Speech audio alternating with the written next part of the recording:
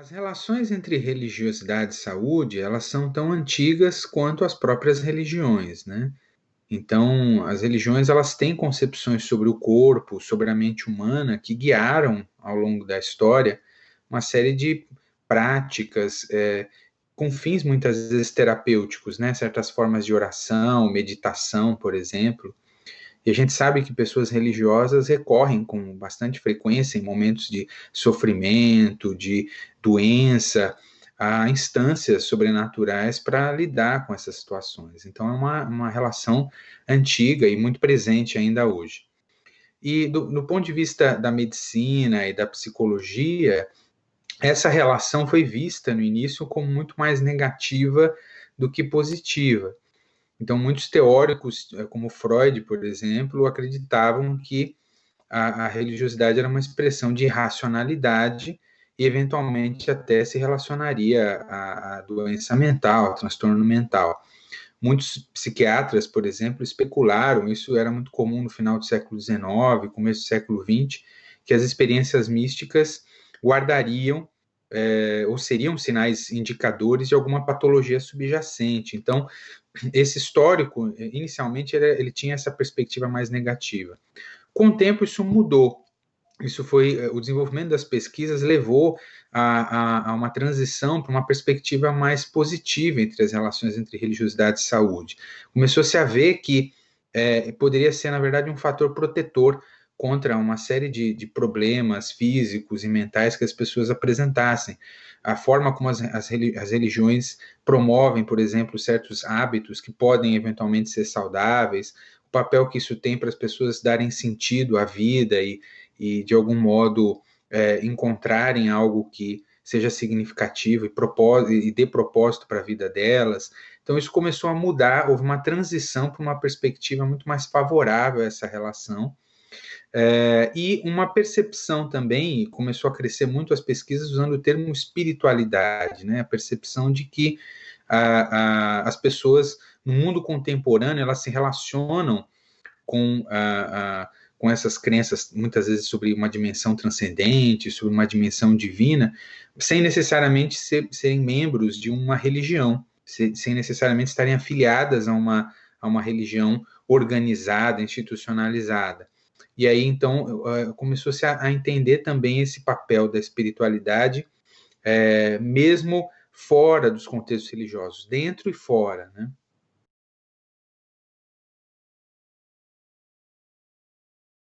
Existem muitas teorias sobre as relações entre religiosidade, espiritualidade e saúde, né? Alguns desses modelos, eles vão enfatizar aspectos mais psicossociais.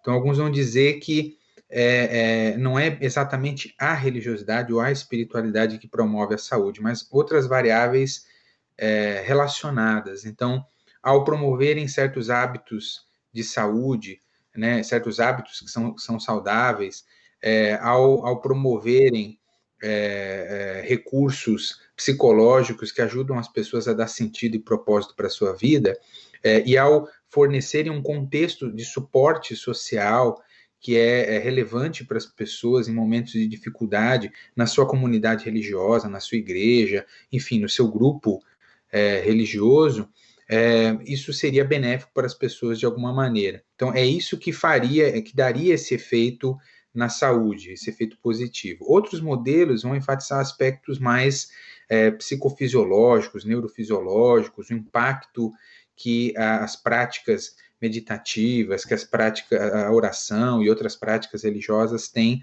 no sistema imune, que elas podem promover, por exemplo, a liberação no organismo de determinadas substâncias que promovem bem-estar, que promovem alívio da dor, alguns estudos mostrando, por exemplo, o quanto certas práticas espirituais podem ajudar as pessoas no controle da dor, né? Então, algumas teorias vão mais nessa pegada, nessa perspectiva mais psicofisiológica, ou neurofisiológica, ou imunológica.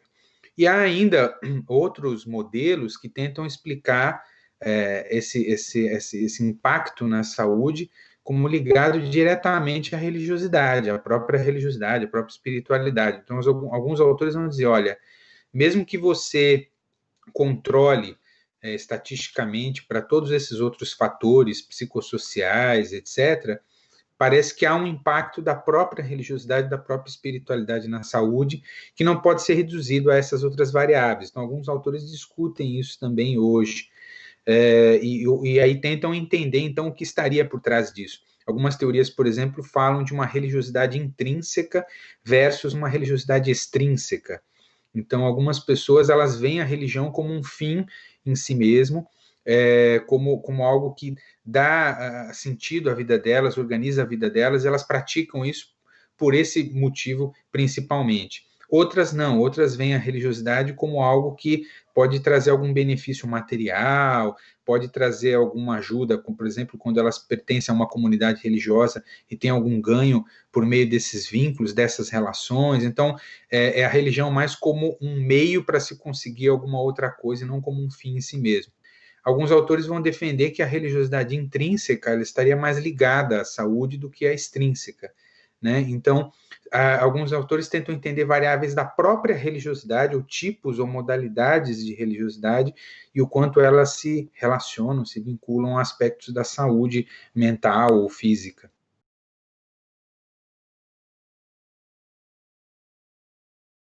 Sim, há muitas circunstâncias em que talvez ela caminhe contra a saúde, né? Então, a gente sabe que algumas práticas ou crenças religiosas se opõem a procedimentos médicos, por exemplo, né? Mas há também outras circunstâncias em que práticas espirituais que são tidas como exclusivamente benéficas ou eventualmente inócuas têm também um efeito patológico, podem ter reações adversas, né? Então, alguns estudos têm crescido recentemente, mostrando que a meditação, em suas várias modalidades, né?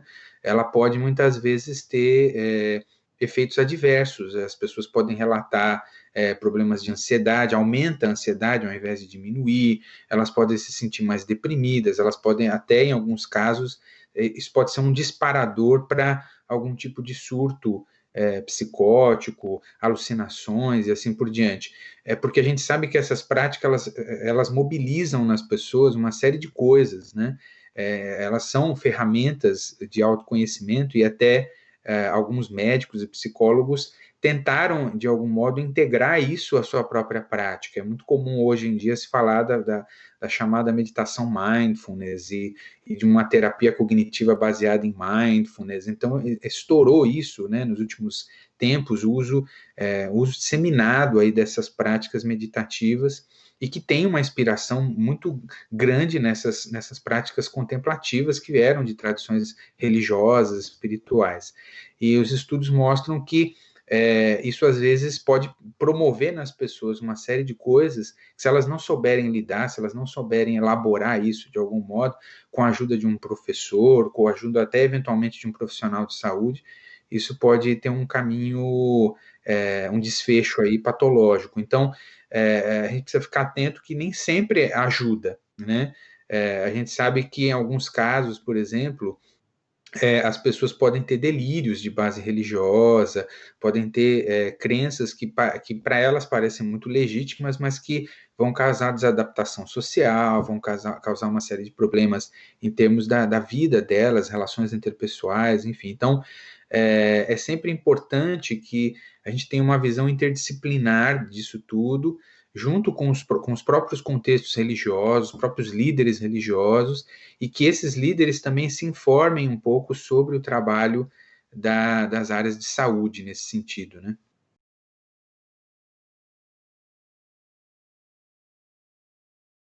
É importante mencionar isso, né? Como as religiões têm lidado hoje com a pandemia, nesse contexto que a gente tem vivido da quarentena, né? Há, na verdade, dois caminhos aí que a gente vê, né? Muitas vezes, isso no começo também, ainda você vê alguns discursos se opondo à questão da pandemia, porque é um fato que a pandemia, a quarentena, ela afastou os religiosos de uma dimensão importante da prática deles, que é uma dimensão mais coletiva, né? Em que as pessoas vão comungar, elas vão estar ali dentro do templo, dentro daquele contexto que é tido como sagrado, importante para eles. Então isso trouxe isso gerou causou uma situação complexa e aí vários contextos religiosos tiveram que se adaptar a isso. Então começaram a transmitir os cultos à distância, pela internet, quando isso era possível, né? Eu conheço algumas pessoas, por exemplo, da Umbanda, que tiveram muita dificuldade, porque você tem algumas práticas religiosas que são muito coletivas e é difícil você traduzir isso, né, para um contexto online, para um contexto à distância. Então, isso gerou uma disrupção, sem dúvida nenhuma. Por outro lado, muitos se mobilizaram em entender que era esse o momento, em que há também uma dimensão da religiosidade que pode ser praticada na individualidade, né, essa relação com essa dimensão sagrada, ou transcendente, ou divina, há muitos nomes, né, para isso. Então, alguns começaram a se mobilizar nesse sentido. Então, não há uma incompatibilidade absoluta entre religiosidade e o enfrentamento da pandemia. Há meios de se pensar essa reconciliação, mas sem dúvida nenhuma isso passou por conflitos, isso passou por problemas e fala um pouco de como as religiões no mundo contemporâneo têm de lidar com o fato de que nós estamos num mundo plural, né, e que às vezes o discurso da medicina, o discurso da saúde, ele vai se colocar acima, muitas vezes, de certas determinações dos próprios religiosos, né?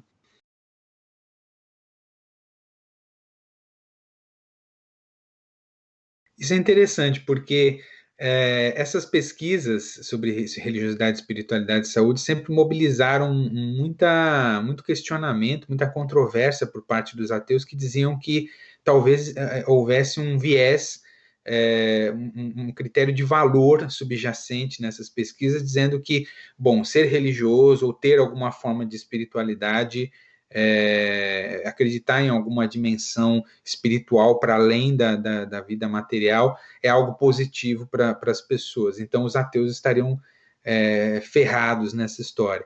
Então, sempre gerou muita controvérsia isso. Mas o que a gente sabe das pesquisas hoje, e de certa maneira esse posicionamento dos ateus levou a que as pesquisas fossem também repensadas e seguissem um outro caminho, o que a gente sabe é que talvez o mais importante de tudo não seja exatamente se uma pessoa é religiosa ou não, mas a força com que ela adere a um determinado sistema de crenças, a uma determinada visão de mundo. Às vezes eu brinco dizendo que é melhor um ateu forte do que um religioso fraco, porque o ateu que tem de fato ali uma fé, né, entre aspas, muito forte no seu próprio sistema de valores ou de crença, ele talvez se beneficie disso tanto quanto uma pessoa que é muito religiosa. Então, talvez o mais importante seja contar com esse suporte social e esse apoio simbólico, né, para enfrentar as circunstâncias, do que só ser religioso ou não. Alguns autores começam a discutir nessa direção. Fala-se, inclusive, do que seria uma espiritualidade secular, né? Quer dizer, uma espiritualidade que não é ligada a religiões, não é ligada a uma dimensão metafísica, mas que ela está ligada por exemplo, valores mais humanistas, ela está ligada a perspectivas mais próximas da ciência, da filosofia, né? Então, são famosos, por exemplo, os trabalhos do Sam Harris nesse sentido, né, Comte Sponville, vários outros autores que vão nessa direção de pensar uma espiritualidade secular. E qual seria o impacto disso para a saúde? Então, esse é um tema muito novo, não há muita coisa sobre isso. Isso tem sido pesquisado mais recentemente, acho que é uma área importante de se considerar também.